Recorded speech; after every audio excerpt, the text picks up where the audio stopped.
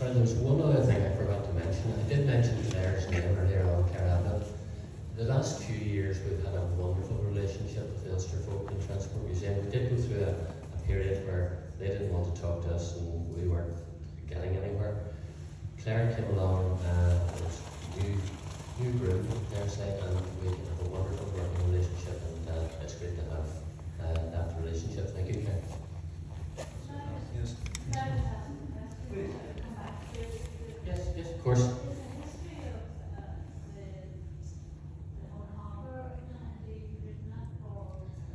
Yes, it is, and we have Dr. Robert Neal here today, who's sitting behind you, and Robert does conducted tours of Donaghadee, and will tell you everything about the harbour. Robert, when did it start again?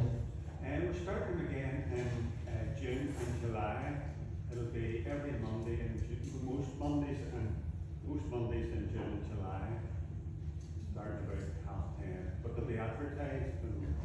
And I can guarantee your 1 hour walk will last you 2.5 hours. It's enthralling, and very, very few people leave the walk. They join expecting to walk for an hour and a half, but they're totally enthralled, and they tell you all about the harbour and the history of Donaghadee. And I'm going to be slightly naughty, and that will come as no surprise. The other answer to your question, apart from Robert's superb tours, and he's kindly given me one, is that we had a book published last year by the Follies Trust, you may not know, on the history of Donaghadee Harbour, which was an outcome from the project that was about THI or something, was it? Which was partly funded by the council and supported by the council and central government. And it's a brilliant book. It tells you all about the history of the harbour. It tells about the Mott, and there's even a modest chapter on the railway, what I wrote. So you have everything you possibly want to know about Donaghadee in one place, but the only problem is there weren't enough copies printed. So I don't know how I might remotely go about trying to persuade the Follies Trust to do a reprint or something, but it is a lovely booklet, and I'm afraid I don't think they're any longer available for purchase, but Nora is going to... We could set up a petition. Hey, we could even have a notice of motion in the council, couldn't we? I think maybe when the next mayor's around, it wouldn't be fair to inflict that on them. Anyway, without more ado, if Billy would kindly like to make his way to the front. Billy Carlile needs very little introduction from me or any of us. He's a very modest chap. He lives down the peninsula. Really, without Billy, we probably wouldn't be here today either. Billy has been a founder member and instigator of the Heritage Cluster. He's passionate about the history of the arts. He quite rightly reminds us of the breadth of the heritage, including, for example, the Ulster Scots elements, and he's given my group an absolutely wonderful tour of Ballywalter a few years ago. I can recommend that as well. But today, Billy is kindly going to talk to us about the Ballywalter Lifeboat.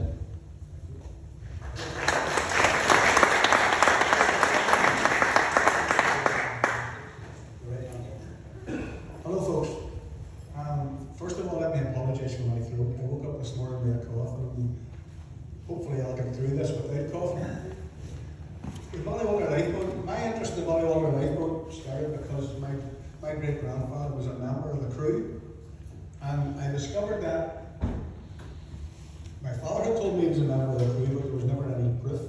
But there was one night I was reading the Dutch Chronicle from 1936, as you do, when you have nothing else to do, and I discovered a letter in it from a guy called Bert Filson from Chicago, who had wrote to the Chronicle to say that there was a man at that time in 1936 who wrote articles in the Chronicle about seafaring things, and he was writing about the Ballywalter Lifeboat, but he didn't know anything about it.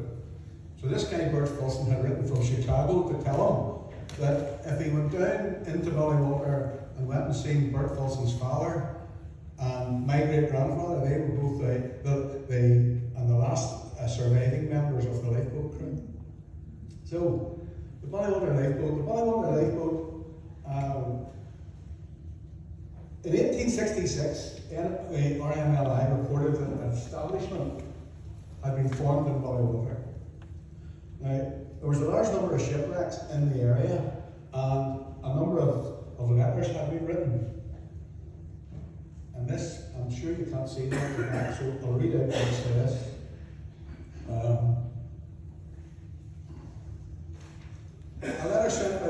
Secretary of the Belfast Chamber of Commerce, James Goddard, can you hear me okay, by the way? To the Custom House Dublin on the 3rd of January 1821 concerning the proposed establishment of the Preventative Water Guard. Preventative Water Guard would turn into the Coast Guard a number of years later. I have observed that the most dangerous part of our coast, where the greatest number of vessels are generally wrecked, are parts where smuggling is carried on and to the greatest extent. In the great storm on Friday the 15th, a vessel was lost off Ballywalter and every soul perished. And in the same storm, a cargo of 700 bales of tobacco and spirits were landed in the same bay. So on the night ships were lost, or the day ships were lost, the smugglers were landing contraband. A Coast Guard and lifeboat might have prevented the cargo being landed and have saved the lives of the crew of the vessel lost. It was in daylight. Beside the smugglers always try to land in a heavy storm, when the cruisers are afraid or dare not go out for their own safety. The vessel, a large schooner, said to be American, struck on the Long Rock. Now, that was written in 1821, and as I said at the start there, the lifeboat decided to form in 1866. So for 45 years, vessels were being lost.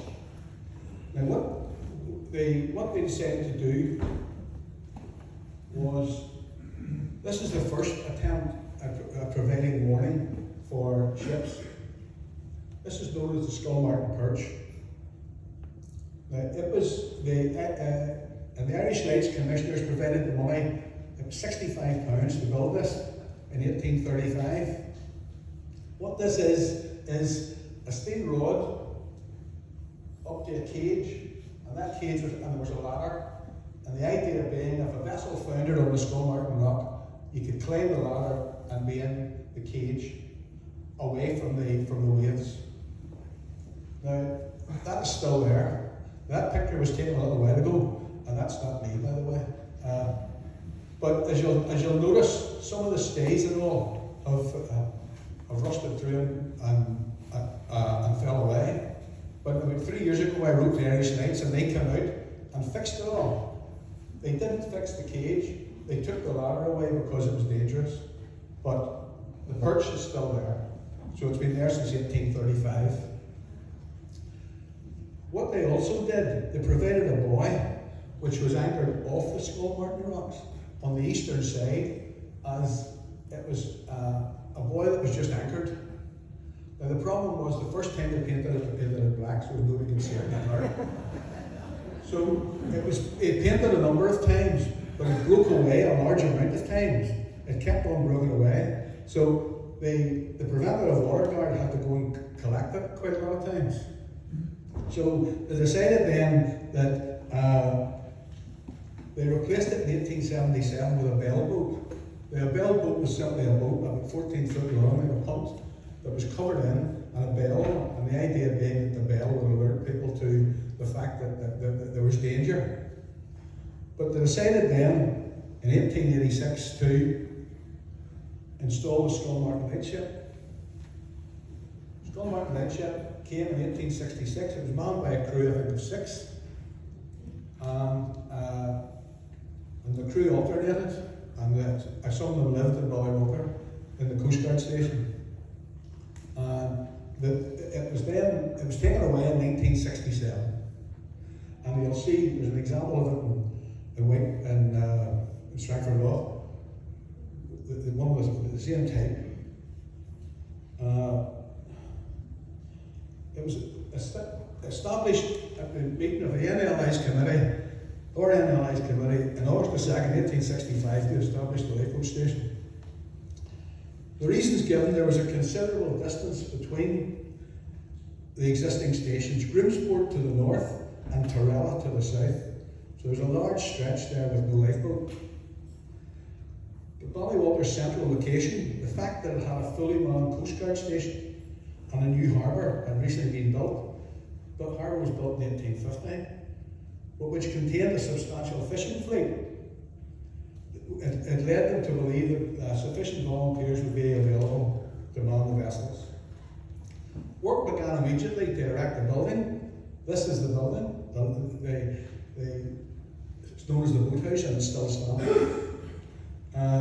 It was erected at a cost of £178.10 shillings by Samuel Grimm. The inhabitants and owners of property in Ballywalter, namely Andrew Mulholland of Springvale and Hannah Stewart of Ballyapu, subscribed very liberally. So the people of Ballywalter paid for the boathouse to be built. Now, in the front, this picture was taken about 1910. We know that because the guy in the sailor's uniform was a guy called Jim Curry, who was in the Royal Navy all his life. And he was a diver. But he used to take the diver that used to make brass on his head. So he was a proper diver. So that's how the other guy I thought was Charlie Chaplin beside him. So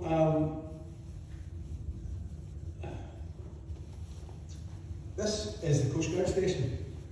What you'll notice about the Coast Guard station is the Coast Guard station is about 300 yards from the boathouse.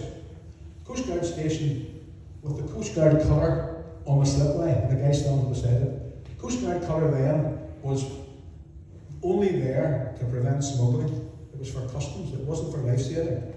It only later on became for life saving. Now that Coast Guard station was knocked down, in my opinion, an act of cultural vandalism by the council. So it was knocked down in the 1960s.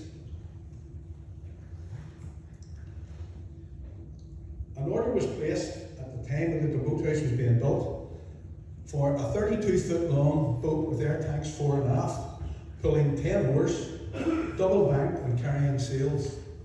It came complete with carriage and stores. The new lifeboat being built by Forrest of Limehouse in London at a cost of £242. The boat, her gear and her lunching carriage arrived at Ballywalter at the beginning of July 1866. The formal inauguration of the station taking place on September the 27th that year.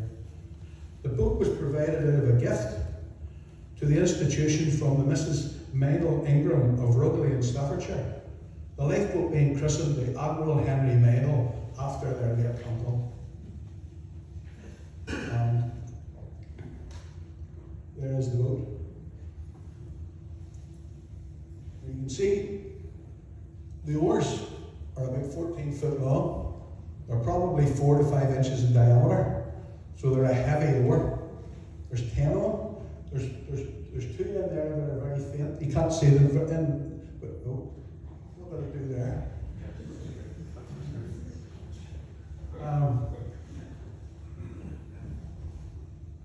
So that's our other carriage on the wheels. Now, after the boats arrived, a training program was commenced to familiarise the volunteers with the vessel and equipment, especially the carriage. Because Ballywalter is a tidal harbour, so the tide goes back probably 400 to 500 yards. So it's only at high water, which is what, an hour a day, they'd be able to launch it straight into the water. The rest of the time they would have had to wheel it down to the water's edge and then launched it into the waves. The carriage could be horse-drawn. The reason for that was it was felt that if there was shipwrecks anywhere within a 5 mile sort of radius of Ballywalter, horses could be brought and towed the lifeboat to the location where it would be close to the wreck and make it much easier for people to get off and on. Now the problem with that was they had to organise local farmers to lend them horses. They had to get people to know how to handle the horses. So it became difficult, but it was okay when it was in the harbour. But there's a couple of examples, I'll read them in a minute, of actual call-outs. The Reverend Hugh Wilson was appointed Honorary Secretary, with Robert Boyd as coxswain and Robert Adair as second coxswain. When the Admiral Henry Meinel was at sea on exercise, on December the 26th, 1868, she capsized. The lifeboat quickly righted herself, and all but one of the lifeboat men were able to get back on board and eventually returned ashore safely. Sadly, coxswain Robert Boyd was drowned. Now the reason Robert Boyd was drowned was because he didn't have his life belt fastened. It says in the report that his lifebelt wasn't attached. But the lifebelts in those days were cork, and they were 3 inches thick. So they completely went round you, 3 inches thick. And if you're trying to manhandle oars and so on, and trying to pull, it must have been difficult. And anyway, the coxswain, rightly or wrongly, didn't have his attached. So when he went in the water, he probably had running boots on and so on, he drowned. So the second coxswain, he took over. I'm only going to relate 2 incidents that the lifeboat attended. There's many. And if you want, as other people are plugging their journals, I'm going to plug mine. If anybody wants to read the whole story of the lifeboat, I have some journals in the car. If anybody wants them, but they're for sale. They're not free. On the evening of December the 15th, 1876, on very heavy seas and a southwesterly gale, the brigantine Jenny Lind of Whitehaven, heavily laden with coal and driven aground on the platy rocks off Ballywalter. Several of the lifeboat men were away at the time, but thanks to the efforts of the Reverend Henry Wilson of Drumbeg, which is a townland close to Ballywalter, son of the local rector and station honorary secretary, extra men were found, and the Admiral Henry Michael was duly launched. The Reverend Henry Wilson going out as one of the crew. It took them an hour in the pitch dark to reach the stranded vessel, and the whole crew of 5 men were then rescued. The RNLI later awarded thanks and medal to the Reverend Wilson for going out the lifeboat men on the rescue. The next one I'm going to read is one that happened in Ballywalter. So they had to get the boat from Ballywalter to Ballywalter along what was known as a muddy road. At 1 a.m. on March the 4th, 1881, news was received at Ballywalter that a vessel had been driven ashore in Ballyhalbert Bay, 3 miles to the south of Ballywalter. In heavy seas churned up by a severe southeasterly gale, which was gusting up to hurricane force, the lifeboat men and launchers were called out, and a team of horses were hitched to the carriage. Pardon me. They set off southwards along very poor narrow lanes towards the scene of the stranding. The storm, which was accompanied by torrential rain with occasional sleet, being bitterly cold, causing considerable delays. But eventually they reached Ballyhalbert Bay, and the lifeboat on our carriage was taken down to the shore, which was rocky and very uneven. In the pitch black, with a very heavy surf pounding onto the shore, the launchers had an exceptionally difficult and dangerous task in trying to launch the lifeboat. But thanks to great teamwork, this thing successfully did. The lifeboat men having to work extremely hard at the oars to work the lifeboat out through the surf. Several times the boat was knocked backwards by the heavy waves, but the crew battled on and eventually got clear and made for the stranded vessel, which was the ship Castlemaine of Liverpool, homeward bound with a cargo of teak from Rangoon. The lifeboat men got close enough for a line to be thrown down to them by the shipwrecked men, and in hauling on this, the lifeboat was manoeuvred close enough for the ship, for some of her crew of 25 men to be rescued, the lifeboat then landing them. The lifeboat immediately returned to the ship, and the rest of our crew were rescued and landed safely. All of the lifeboat men suffering considerably from the cold and exposure. The Reverend J. O'Reilly Blackwood had again accompanied the lifeboat men on this very demanding service, and for his outstanding gallantry on this and on previous occasions he was awarded a silver medal by the RNLI. The Liverpool Shipwreck and Humane Society also awarded him a silver medal for rescuing the ship, the crew of the ship, the Castlemaine. Now, there's a theme there, if you may have noticed it. They're both, on that particular call out and the previous one, there was 2 reverends involved. There was 5 out of the 9 secretaries of the Lifeboat Society. 5 of them were ministers. And they were all Church of Ireland ministers as well. Now, why I don't know, but they were all Church of Ireland ministers. But they were awarded, I'll show there's a slide at the end where you can see it better. So, On January the 31st, 1885, a new lifeboat was sent to the Ballywalter lifeboat station. She was a 34-foot, 7'6", 10-oared self-rider, which was built by Wolfe and Son of Shadwell in London at a cost of £300. The lifeboat was provided out of a gift to the RNLI from Mr. W. Wallace of Edinburgh, the boat being christened the William Wallace. Now, I'm afraid it's not a very good photograph, it's been copied a few times, but that's the William Wallace getting launched off the carriage into the water. What proved to be the last rescue recorded by the William Wallace and indeed by the Ballywalter Lifeboat Station took place on February the 17th, 1904. In thick fog, the brand new 1766-ton ship Wellagrund. It's a bit ironic that, Wellagrund, it was Wellagrund. And the tug which was towing her from Greenock to Port Talbot both ran aground on the Butterfly Rock off Ballyferris Point. The lifeboat was launched and stood by until the tug floated clear, the lifeboat men then helping to refloat the Wellagrund before returning to station.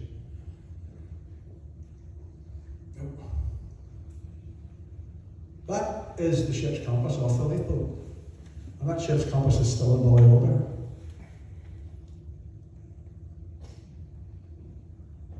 The Ballywalter lifeboat saved 142 people during its time on station. But from 1897 till 1906, only one call was required of her. The changeover from sail to steam-powered ships greatly reduced the risk to ships at sea. The local coast guards were also greatly reduced, meaning that it was sometimes more difficult to man the lifeboat. Because of increased difficulty in always being able to get a full crew, for the lifeboat when needed, the RNLI reluctantly decided to close the Ballywalter Lifeboat Station, and the William Wallace was withdrawn in October 1906, and the lifeboat house was sold for £75. Some years later, an apparatus house was built, and this stored life-saving equipment, such as rockets and the various buoys to assist ships close to the shore that were in trouble.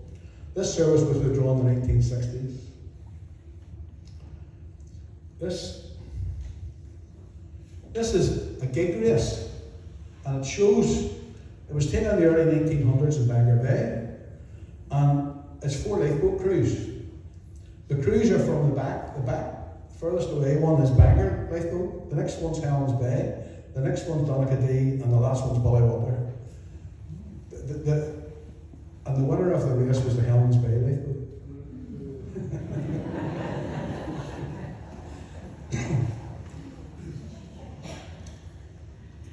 I don't think you'll be able to see that, but as I said, this was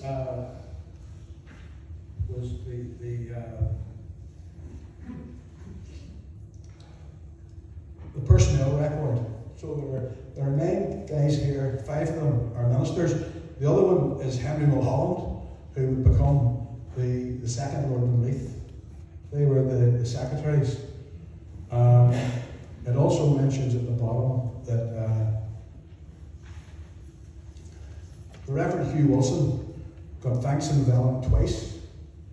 The Reverend J. O'Reilly Blackwood got thanks in vellum, silver medal for the RNLI, silver medal from Liverpool, and a silver clasp for the RNLI. So these were guys who were ministers, who took it upon themselves when the crews weren't there to go to sea. And it must have took a lot of courage to do that. So, and only to say, at the end it says that the casualties was the coxswain. The only person lost from the crew was the coxswain in those 40 years, having neglected to adjust his life belt. That's me, folks. Thanks very much.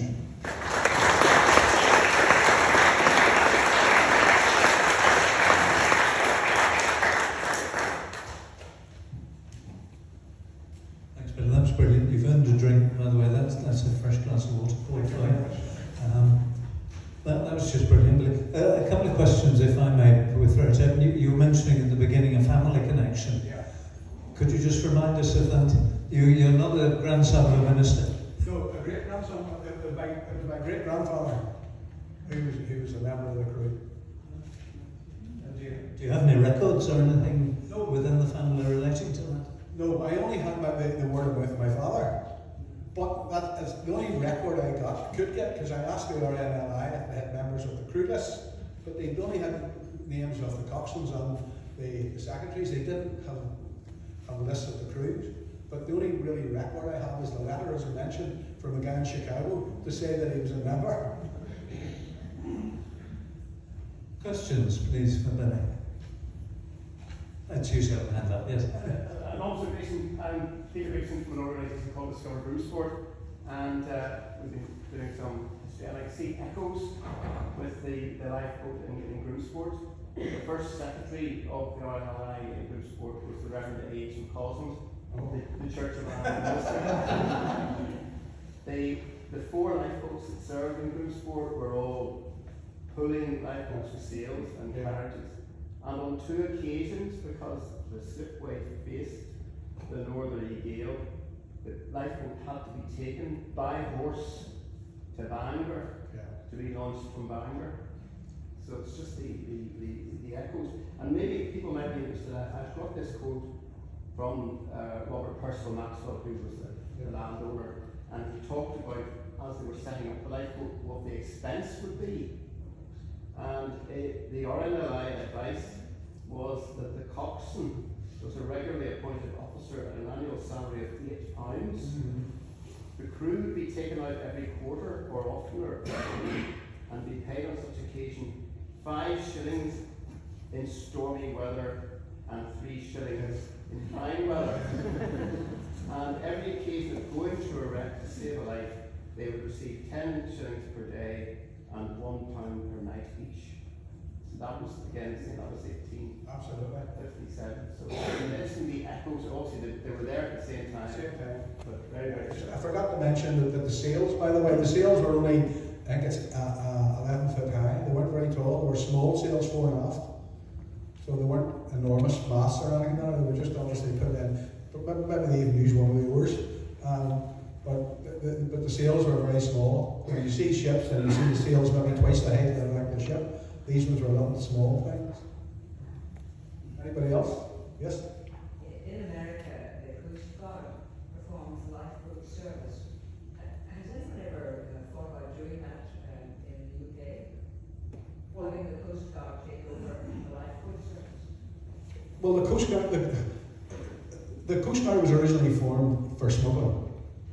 That was called the Preventative War Guard, and it was originally there to stop people smuggling for the revenue.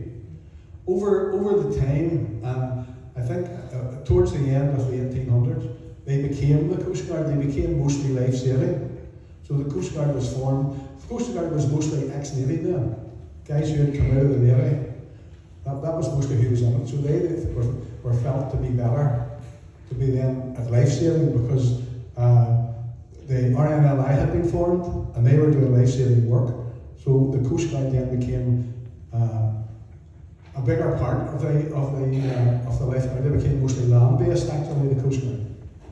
Because at the time here, the Coast Guard cutters used to patrol the water.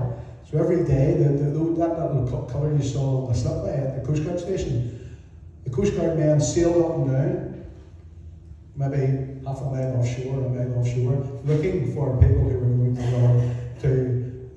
to land contraband. Okay, thanks very much, folks. Thank you very much.